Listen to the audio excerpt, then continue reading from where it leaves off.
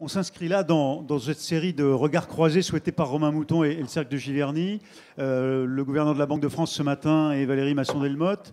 Vous avez été, Jean Jouzel, vous êtes glaciologue, vous êtes membre de l'Académie des sciences, vous êtes le porte-parole du pacte finance-climat, vous nous direz peut-être ce que c'est en un mot, mais vous avez été donc le porte-parole en France notamment du GIEC très longtemps. Et vous, Serge Weinberg, avec la présidence de Sanofi, du conseil d'administration, mais aussi un fonds dont vous nous parlerez, un fonds d'investissement, Weinberg Capital Partners. Vous êtes très engagés de façon différente l'un et l'autre, évidemment, dans ce virage aujourd'hui. On a évoqué ce matin les risques, les scénarios, la prise en compte de ces risques dans les éléments et les critères financiers. La question, c'est l'entreprise, j'allais dire de terrain, enfin, tout est lié, mais jusqu'à l'entreprise moyenne, pourquoi pas aujourd'hui, comment aller vers la neutralité carbone? Au fond, par quels outils? D'abord, donc Valérie Masson-Delmotte a plus parlé sur les aspects climat réellement, mais derrière, il y a l'action aussi, dont Valérie a d'ailleurs parlé.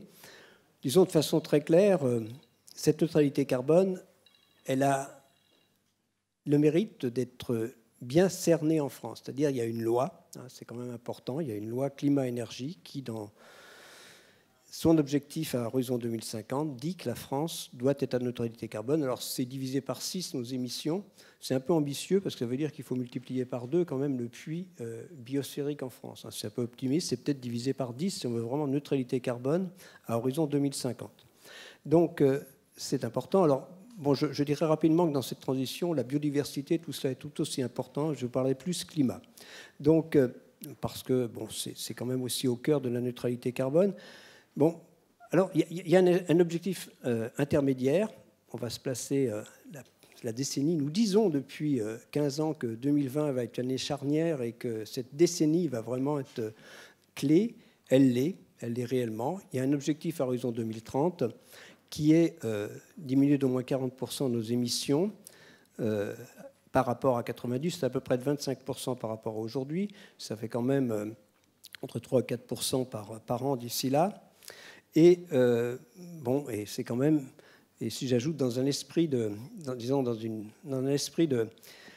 disons effectivement de justice sociale, eh bien j'ai donné ici la lettre de mission, tout simplement, de la Convention citoyenne. Pourquoi j'en parle? Parce que je suis arrivé là ce matin, et une des premières choses qui m'a marqué, c'est que la première recommandation qui a été discutée ce matin dans je pense, la table ronde mobilité, oui. Eh bien, c'était une qu'on retrouve, c'était assez intéressant, effectivement, qui a été au cœur aussi, enfin, bien discuté par les citoyens, disons, ces problèmes d'indemnité kilométrique, de voitures de fonction, qui sont vraiment, on peut se poser des questions. C'est assez intéressant, d'ailleurs, je pense qu'il serait assez intéressant de regarder les recommandations de la Convention citoyenne par rapport à celles qui sont faites là, et c'est assez intéressant de voir leur convergence sur beaucoup de points. Voilà. Ouais.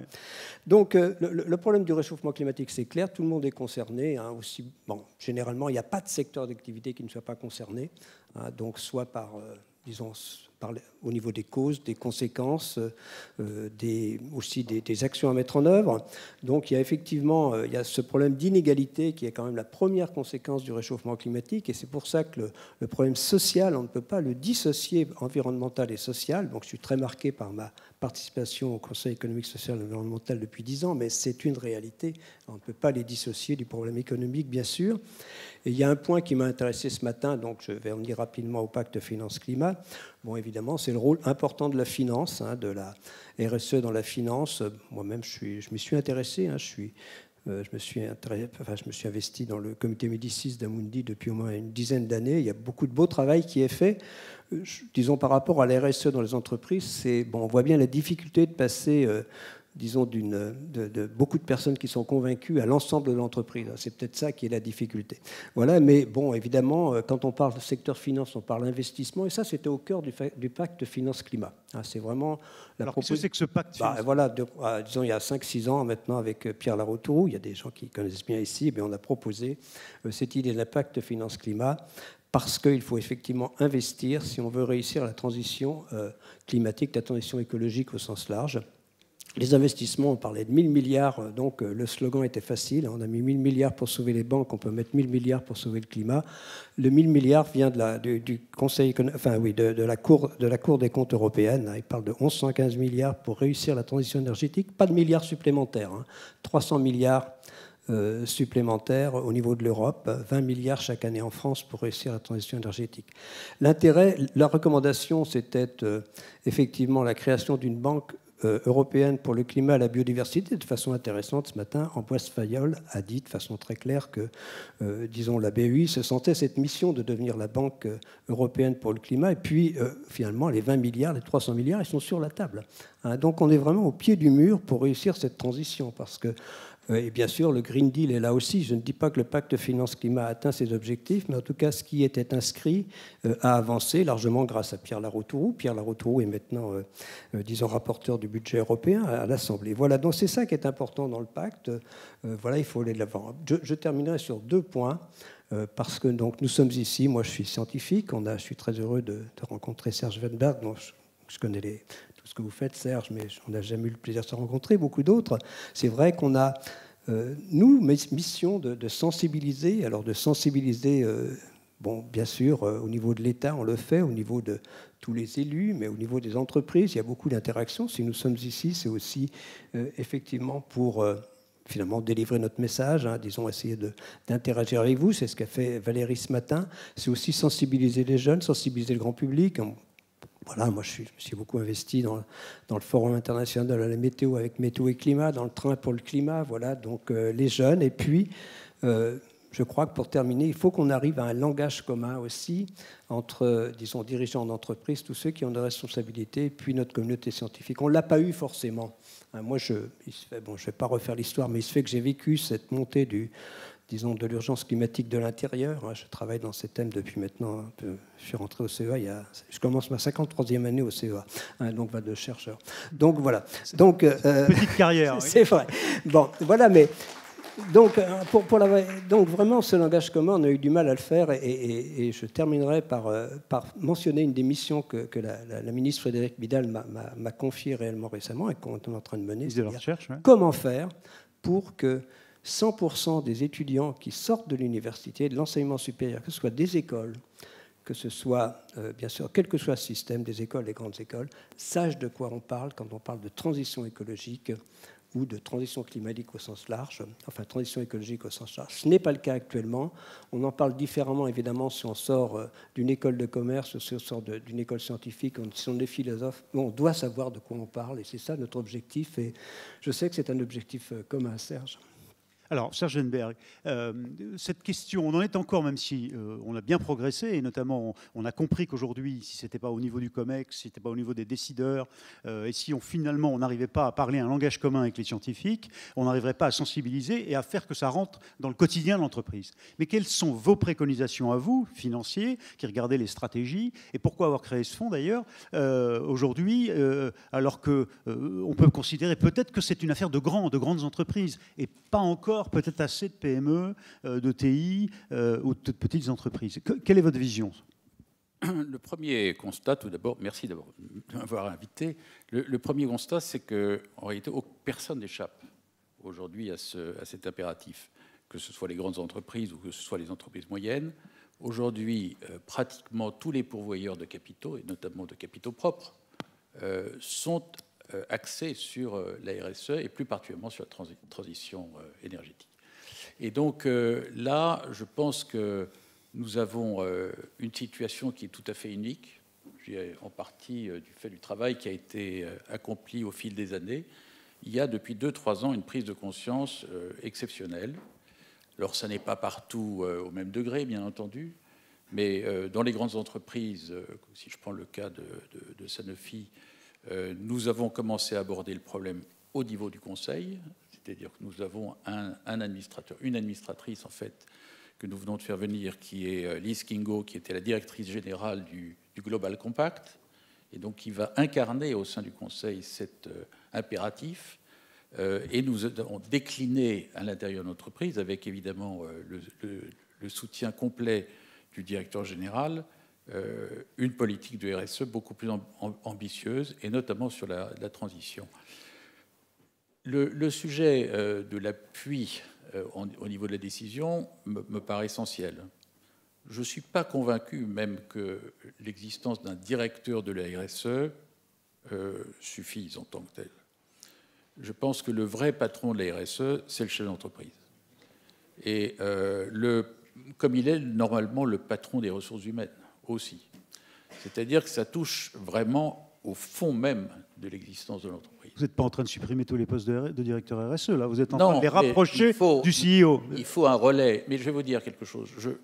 Je n'aime pas du tout le mot RSE.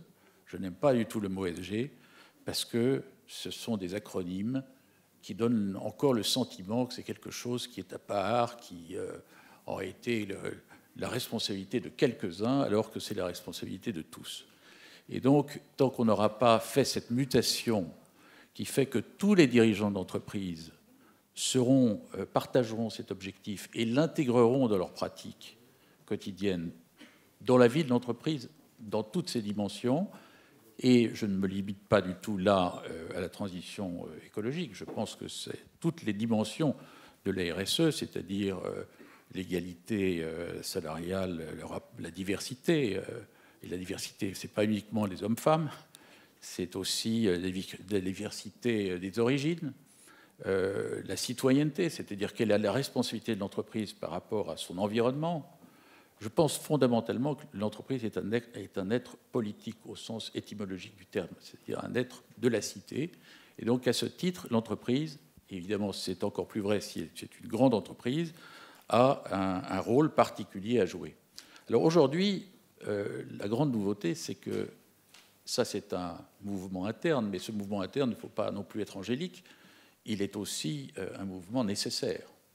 Il est un mouvement nécessaire par rapport aux clients, parce qu'ils sont sensibles à cette dimension, par rapport aux collaborateurs, parce qu'aujourd'hui, on voit bien que dans les recrutements, la dimension d'engagement social ou sociétal est très importante pour les jeunes. Dans les requêtes de ceux que vous cherchez à recruter. Et enfin, pour les financements. Vous avez vu régulièrement ces temps-ci des grands investisseurs décider de se retirer du financement de telle ou telle entreprise.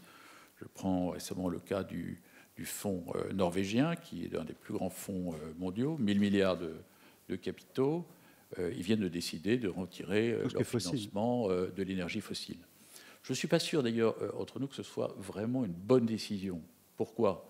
Parce qu'il faut aider ces énergéticiens fossiles à prendre le virage. À prendre le virage. Donc, je pense que c'est un tout petit peu plus compliqué simplement que la pénalisation. J'ai vu tout à l'heure qu'il y avait un goût français pour la pénalisation, ça ne m'étonne pas, mais globalement, je ne suis pas sûr que ça résolve vraiment le problème. Je pense qu'il y a d'autres manières de le faire. Mais justement, comment quel type de décision vous prenez pour indiquer les bonnes décisions à prendre dans l'entreprise et éviter à la fois le greenwashing, mais aussi d'aller trop vite de façon radicale et un peu caricaturale? Oui, alors vraiment, le greenwashing, la Libye, ça c'est passé, à mon avis, et c'est vraiment totalement désuet, c'est ringard.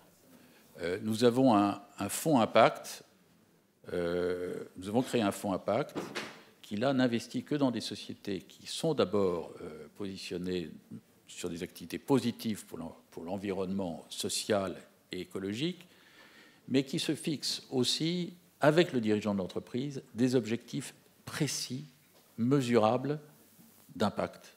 Et ce sont des objectifs qui sont mesurés par des tiers. Et donc, on n'est pas du tout dans le domaine de la pétition de principe, on est dans la mesure précise, quantifiable de l'action. Donc, on est à un autre stade. Il y a encore dans la partie ESG, les investissements socialement responsables, beaucoup de généralités. Et là, je pense qu'on est en train d'aller vers des choses de plus en plus précises. C'est une énorme difficulté, d'ailleurs. Le sujet, je ne sais pas si ça a été abordé ce matin, mais le sujet de ce qu'on appelle la taxonomie, c'est-à-dire l'ensemble des règles qui permettent de juger, d'avoir un langage commun, en fait, entre investisseurs. Parce qu'aujourd'hui, qu'est-ce qui se passe ? C'est un des propos du gouverneur de la Banque de France. Nous avons aujourd'hui un nombre de référentiels considérable. Personne ne s'y reconnaît. Et donc, selon les cas, l'entreprise, les uns et les autres, peuvent choisir tel ou tel référentiel selon qu'il leur est agréable ou pas. Et donc, il y a un effort pour avoir un langage commun et en fait avoir l'équivalent des principes comptables dans le domaine de la RSE. Antoine Cyr de Paribas l'a évoqué aussi, notamment c'était un des sujets. Comment trouver ce langage commun ? Ça, c'est un sujet. Oui, puis... Est-ce que vous parlez de la même chose en posant la question ? Oui, alors c'est un peu ma question par rapport à Serge Wenberg. Vous êtes, au titre de Sanofi, et je pense aussi au titre de votre fonds, vous êtes dans disons, dans un contexte éminemment international. Donc ma question sur la partie environnementale plus de la RSE, disons cette prise en compte de la transition au sens large écologique, vous dites que vous l'apercevez depuis 3 ans, alors je pense qu'on n'a pas été bon. D'abord, vous nous direz pourquoi. Non, c'est vrai, parce que nous, on le dit depuis 30 ans. Enfin bon, voilà, donc je veux dire qu'on peut aussi, justement, on n'a pas su, nous, notre communauté, convaincre. Voilà, donc, et puis, bon, ce sentiment est-il, vous parlez là au niveau de la France, ou ce sentiment de prise de conscience est-il vraiment international? Un peu au niveau, enfin voilà. Non, il est très inégal. C'est vrai que nos collègues américains, pour une partie d'entre eux, sont totalement indifférents à cette dimension. Mais, bon, globalement, il faut être optimiste. Les investisseurs internationaux, y compris américains, je prends le cas de BlackRock, qui est le plus grand investisseur mondial, qui représente plusieurs dizaines de milliards de capitaux, lui, au fil des années, et ça fait 3 ou 4 ans, a énoncé un souhait marqué de juger les entreprises, non seulement sur la performance financière, mais également sur la performance extra-financière. Ça reste encore soft, si je puis dire. C'est-à-dire qu'il nous manque justement cet apparatus, ce référentiel qui permettrait de vérifier d'un peu plus près ce dont on parle. Allez-y, Jean. Oui, non, mais moi, je vois bien toujours un petit peu cette difficulté qu'on a. Enfin, je pense qu'on a de moins en moins. Enfin, on a beaucoup d'interactions avec les entreprises. Moi, ce que je souhaite dire simplement, c'est que notre communauté, son objectif, et c'est l'objectif du GIEC d'ailleurs, de faire des recommandations qui soient prises en compte, c'est vraiment d'être au service du bien commun, comme disons Paul Gouin parlait tout à l'heure. C'est bien sûr une notion de bien commun. Et donc, simplement redire que la communauté scientifique, disons, a dans ses missions aussi vraiment ce souhait de transmettre, effectivement, de sensibiliser, de transmettre. Et c'est ça qui est important. Et bien sûr, le cercle ici en est une occasion. Voilà. Et si vous avez effectivement, disons un peu... Est-ce qu'on a des leçons à tirer du fait qu'on n'ait pas su sensibiliser plus tôt? C'est-à-dire qu'on arrive à sensibiliser, mais j'en avais fait le pari malheureusement, à partir du moment où le réchauffement climatique est déjà là. Donc, et ce que je dis souvent, c'est que ce que nous avions envisagé il y a 30 ans, c'est ce qui se produit aujourd'hui. Et ce que j'invite à faire, c'est à prendre au sérieux vraiment ce qu'on envisage d'ici 30 ans.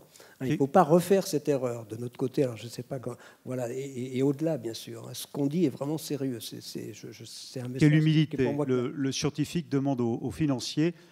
Expliquez-moi pourquoi j'ai raté la sensibilisation plus tôt. Votre réponse, Serge Heinberg. Formidable. Non, je pense d'abord que c'est un sujet qui est assez complexe en tant que tel. Donc c'est pas, on n'a pas voulu les croire. On n'y rentre pas quand même très aisément. Deuxièmement, il y avait des intérêts hostiles, en tout cas qui n'avaient pas du tout vocation, en tout cas, à suivre ce discours. Donc il y a eu des luttes d'intérêts, et ce qui a fait que les évidences énoncées par le GIEC, notamment, n'ont pas été partagées. Il y a eu un débat, maintenant il est pratiquement inexistant, mais jusqu'à 3-4 ans, peut-être jusqu'à l'accord de Paris, il y avait un débat véritable sur est-ce que c'est vrai ou pas. Merci pour cette franchise et pour cet échange. On voudrait qu'il dure beaucoup plus longtemps. Malheureusement, il faut qu'on ne peut pas se le permettre là, mais merci à tous les deux d'avoir fait le déplacement. Formidable.